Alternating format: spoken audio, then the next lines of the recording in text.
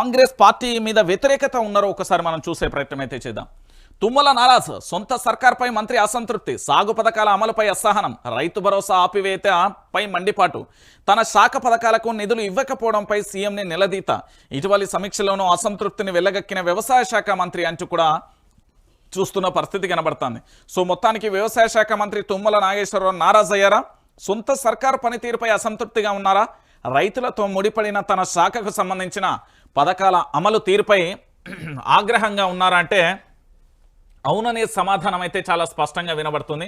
ఎందుకంటే పూర్తిగా కూడా మీరు చూడొచ్చు. ఎందుకంటే తుమ్మల నాగేశ్వరరావుకు సంబంధించి ఎందుకున్నారా ఈ పార్టీలు అనే కాడికి కూడా వెళ్ళింది అనేది మనం గతంలో కూడా చూసుకుంటున్న పరిస్థితి అయితే కనబడుతుంది. ఒకసారి ఇక్కడ చూసే ప్రయత్నం చేద్దాం. ఒక సొంత పార్టీకి సంబంధించిన మంత్రి ఇంత అసంతృప్తిని వెళ్ళగక్కడం ఏంటి అనేది చూద్దాం. సో నిధుల కేటాయింపుపై ముఖ్యమంత్రి రేవంత్ రెడ్డిని నిలదీశారా అంటే అవుననే ప్రశ్నలకు వ్యవసాయ శాఖ వర్గాలు అవుననే సమాధానం చెప్తున్నాయి. కాంగ్రెస్ సర్కార్ వచ్చిన తర్వాత రాష్ట్ర రైతాంగం గడ్డు పరిస్థితులను ఎదుర్కొంటుందనే అభిప్రాయాలున్నాయి. అరోకరో రుణమాఫీ, ఆగిన రైతు భరోసా, ధాన్యం కొనుగోలు, ఎరువులు, విత్తనాల కొరత, ఇలా ప్రతి అంశంలోనూ రైతులు మళ్లీ గోసపడుతున్నారు. ఈ పరిస్థితులకు ప్రభుత్వ పెద్దలే కారణమనే అభిప్రాయాన్ని మంత్రి తుమ్మల వ్యక్తం చేసినట్టుగా తెలుస్తుంది. ఆ ఇద్దరు కీలక మంత్రులు వ్యవసాయ శాఖకు అవసరమైన నిధులు కేటాయింపులలో నిర్లక్ష్యంగా వ్యవహరిస్తున్నారనే ఆలోచనలలో మంత్రి ఉన్నట్లుగా వ్యవసాయ శాఖలో చర్చ జరుగుతుంది. ఇక నిధులు లేక ఆగిన రైతు పథకాలు, కాంగ్రెస్ ప్రభుత్వం వచ్చిన తర్వాత గతంలో ఎన్నడూ లేని విధంగా పూర్తి స్థాయిలో వ్యవసాయ శాఖ నిధులకు గండం వేధిస్తున్నది. దీంతో అనేక రైతు పథకాలు అర్ధాంతరంగా ఆగిపోయాయి. చీటికి మాటికి మంత్రుల హెలికాప్టర్ల ప్రయాణానికి 27 కోట్ల రూపాయల ఖర్చు చేసి మిస్ వరల్డ్ పోటీల నిర్వహణకు చెల్లదని తెలిసినా కూడా 160 కోట్లతో కులగణన, ఇలా ప్రభుత్వం అనేక సందర్భాలలో అనవసరమైన ఖర్చులు చేస్తుందనే విమర్శలు వినబడుతున్నాయి. ఈ విధంగా కోట్లకు వృధా చేస్తున్న సర్కార్ రైతుల ప్రయోజనాల కోసం మాత్రం నిధులు విడుదల చేసేందుకు ససేమిరా అంటున్నట్టుగా తెలుస్తుంది. రైతు భరోసా పథకాన్ని అర్ధాంతరంగా నిలిపివేసింది. ఈ పథకం కింద యాసంగి సీజన్కు 9,300 కోట్లు ఇవ్వాల్సి ఉండగా 5,000 కోట్లు మాత్రమే పంపిణీ చేసి చేతులు దులుపుకుంది. ఇక మిగిలిన 4,300 కోట్లు విడుదల చేయడం లేదు. రైతు మరణిస్తే ఆ కుటుంబానికి 5 లక్షల పరిహారం అందించే రైతు బీమాకు కూడా సర్కారు ప్రీమియం చెల్లించకపోవడం గమనార్హం. దీంతో మరణించిన రైతు కుటుంబాలకు 5 లక్షల పరిహారం అందడం లేదు. పంటల బీమాను అమలు చేస్తామని గొప్పగా చెప్పిన ప్రభుత్వం 3,000 కోట్లు చెల్లించలేక ఆ పథకాలన్నీ అమలు చేయడం లేదు. నిరుడు పచ్చిరొట్టె విత్తనాల బకాయిలు చెల్లించకపోవడంతో సరఫరాదారులు విత్తనాలు ఇచ్చేందుకు ముందుకు రాలేదు. దీంతో రైతులు ఇబ్బంది పడాల్సిన పరిస్థితి ఏర్పడింది. ధాన్యం కొనుగోలు సమస్యలు అన్నీ ఇన్ని కావు. రైతులు నెలల తరబడి కొనుగోలు కేంద్రాలలో పడిగాపులు కాయాల్సిన పరిస్థితి ఏర్పడింది. సన్నధాన్యానికి 500 బోనస్ ఇస్తామని గొప్పగా ప్రకటించిన సర్కార్ రైతులు సన్నధాన్యాన్ని విక్రయించి నెల రోజులు గడుస్తున్న ₹1 కూడా వారికి చెల్లించలేదు అంటూ కూడా చూస్తున్న ఇక్కడ ప్రధానంగా కూడా మంత్రికి సంబంధించిన ఆవేదనను మనం చూస్తున్నాం. సో పూర్తి స్థాయిలో కూడా తుమ్మల నాగేశ్వరరావుకు సంబంధించి మంత్రివర్గంలో పూర్తి స్థాయిలో నారాజులో ఉన్న పరిస్థితి అయితే కనబడుతుంది. వాస్తవమైన విషయం. ఎందుకంటే వ్యవసాయ శాఖ మంత్రిగా పూర్తి స్థాయిలో కూడా సమాధానం చెప్పాల్సి ఉంటుంది. ఎందుకంటే రైతులకు సంబంధించి పూర్తి స్థాయిలో పెట్టుబడికి 40,000 కోట్ల రూపాయలు కావాలి. ఇక్కడ పూర్తి స్థాయిలో కూడా 40,000 కోట్ల రూపాయలకు కనీసం ఎంత మహా అంటే 18,000 కోట్ల రూపాయలనేమో ఖర్చు చేసి అసెంబ్లీలో 26,000 కోట్ల రూపాయలకు సంబంధించి ఆ బడ్జెట్కు సంబంధించి ఆమోదం తెలిపిన పరిస్థితి కనబడుతుంది.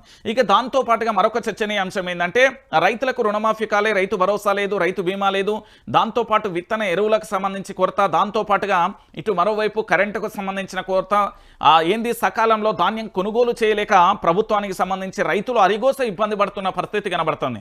మరి ఆ శాఖకు సంబంధించిన మంత్రి మీద పూర్తి స్థాయిలో తెలంగాణ రైతులు ఆగ్రహం వ్యక్తం చేస్తారా లేదా? ఖచ్చితంగా చేస్తారు.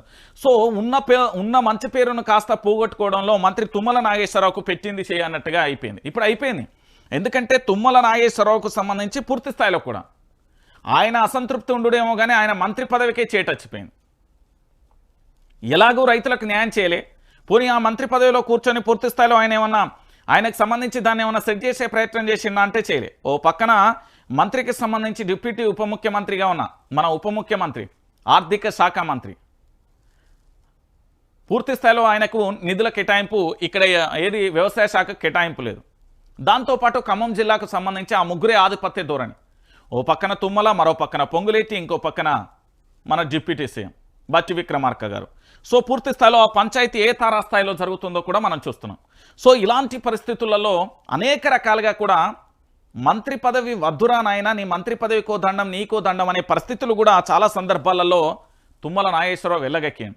సో పూర్తి స్థాయిలో ఆయన ఏమంటున్నాడు అంటే గతానికంటే మంత్రి నోట వచ్చిన మాట ఏందట అంటే బీఆర్ఎస్ ప్రభుత్వమే బాగుండే, ఈ ప్రభుత్వం అనవసరంగా తీసుకొచ్చినాం, ఎందుకన్నా తీసుకొచ్చినామా అనే కాడికి వచ్చిండు అనేది ప్రధానంగా కూడా చర్చనీయాంశంగా మారుతుంది.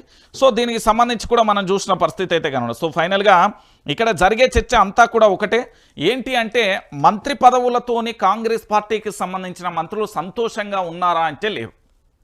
వాళ్ళందరూ కూడా బీఆర్ఎస్ పార్టీని మననం చేసుకుంటున్నారు. అంబేద్కర్ ఏదైతే తెలంగాణ సెక్రటరియట్ దగ్గర అంబేద్కర్ విగ్రహాన్ని పెట్టి పూర్తి స్థాయిలో ఆయన ఆశయాలను అన్నింటినీ కూడా మనం ప్రతిరోజు మననం చేసుకోవాలని కేసీఆర్ చెప్పినట్టు, వాళ్ళు ఇప్పుడు ఏం చేస్తున్నారంటే అంబేద్కర్ ఆశయాలతోని దాంతో పాటుగా గత ప్రభుత్వమే బాగుండే, కేసీఆర్నే మననం చేసుకునే పరిస్థితికి వచ్చింది. ఎప్పటికీ ఆది చేసుకుంటున్నారు. ఎందుకంటే ప్రతి దాంట్లో కూడా మళ్ళీ ఉమ్మడి ఆంధ్రప్రదేశ్లో ఎదుర్కొన్న పరిస్థితులే కనబడుతున్నాయి. ఉమ్మడి ఆంధ్రప్రదేశ్కు సంబంధించిన సిచ్యువేషన్సే కనబడుతున్నాయి. వాటన్నింటినీ కూడా ఏమీ చేయలేని పరిస్థితులలో ఉన్నారు కదా. మంత్రుల చేతిలో ఏమీ లేదు. డమ్మీ మంత్రులు అనుకుంటారా, జిరాక్స్ మంత్రులు అనుకుంటారా, లేకపోతే గట్టిగా ప్రశ్నించలేరంట అనుకుంటారా, లేకపోతే వాళ్ళకి సంబంధించి ఏదైతే మంత్రివర్గానికి సంబంధించి పూర్తిగా కూడా వాళ్ళు ఎక్కడికక్కడ పోరాటం చేస్తారా అంటే లేని పరిస్థితి కనబడతాం. ఇక ఇది ఇట్లున్నదా? ఇక కాంగ్రెస్ పార్టీకి సంబంధించిన ఇన్ఛార్జి మీనాక్షి నటరాజన్ ఉన్నది కదా, ఆ మేడం ఏమంటుందంటే పూర్తి స్థాయిలో ఒకటే పంచాయతీ మొదలుపెట్టింది. ఏమని అంటే ఒకసారి ప్రభుత్వంపై వ్యతిరేకత నిజం, రుణమాఫీ రైతు భరోసాకు మైలేజ్ రాలేదు, ముఖ్యమంత్రితో భేటీలో మంత్రుల మాట, పనితీరు మెరుగుపడకపోతే కష్టమే, విమర్శలను తిప్పుకొట్టలేకపోతున్నాం, మంత్రుల బాధ్యత తీసుకోవాలి, 4న ఢిల్లీకి రేవంత్, శాఖల మార్పులపై చర్చ, 5న కేబినెట్ భేటీకి నిర్ణయం అంటూ కూడా ఇక్కడ ఒక అంశం వచ్చింది. ఒకసారి దీన్ని చూద్దాం. ప్రభుత్వం మీద వ్యతిరేకత అంతా ఇంత అనుకుంటున్నారా? వెనక నొయ్యి ముందు గొయ్యి అంటారు కదా, అంతకంటే దరిద్రంగా ఉన్నది. కాంగ్రెస్ ప్రభుత్వానికి ఎట్లున్నది అంటే వాళ్ళ హైవేల మీద నడిచినా వాళ్ళ బురదలు నడిచినట్టే. కాంగ్రెస్ ప్రభుత్వానికి సంబంధించి ఏం న్యాయం చేసిందని తెలంగాణ ప్రాంత ప్రజలకు ఒకసారి మనం చర్చిద్దాం. దీంట్లో రుణమాఫీ 100% అయిందా? కాలే. రైతు భరోసా 100% అయిందా? కాలే. దాంతోపాటుగా ఇంకా వీళ్ళేంది వీళ్ళ ప్రభుత్వం మీద వచ్చే విమర్శలకు తిప్పికొచ్చే అంత పదునైన అస్త్రాలు, అంత టాలెంట్ ఉన్నది వాళ్ళ దగ్గర.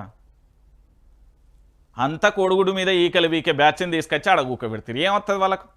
ఓ అడ్మినిస్ట్రేషన్ రాదే, ఓ అధికారులకు సంబంధించి పూర్తి స్థాయిలో కూడా ఆ కీలకమైన నిర్ణయాలు తీసుకొని ముఖ్యమంత్రికి మంచి సలహాలు ఇచ్చే పరిస్థితి లేదా? ఏం చేయమంటారండి వాళ్ళను? ఒకసారి మీరు అందరూ కూడా ఆలోచించాలి. ప్రభుత్వంపై వ్యతిరేకత నిజమా అంటే వాస్తవమే కదా, అది 100% వ్యతిరేకత వచ్చింది. మామూలుగా రాలే వ్యతిరేకత, 100కు 100% వచ్చింది.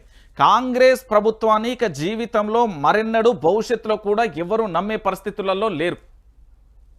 నీ 6 గ్యారంటీలు అటకెక్కినాయి, 13 అంశాలు గాలి ఇవేనే, 420 హామీలు గాలి దుమారానికి ఎగిరిపోయినాయి. దాంతోపాటు ఇప్పుడు నువ్వేమన్నా చేస్తావా అంటే ఏం చేసే పరిస్థితి లేదు కాంగ్రెస్ పార్టీ. కాంగ్రెస్ పార్టీ ఏం చేస్తుంది ఇప్పుడు? పేదల పెన్నిది కాంగ్రెస్ పార్టీ, బడుగు బలహీన వర్గాల కాంగ్రెస్ పార్టీ కాదు ఇప్పుడున్న పార్టీ. ఇప్పుడున్న పార్టీ పెత్తందారి పార్టీ. ఏది కార్పొరేట్ శక్తులకు రెడ్ కార్పొరేట్ వేసే పార్టీ ఇప్పుడు ఉన్నది.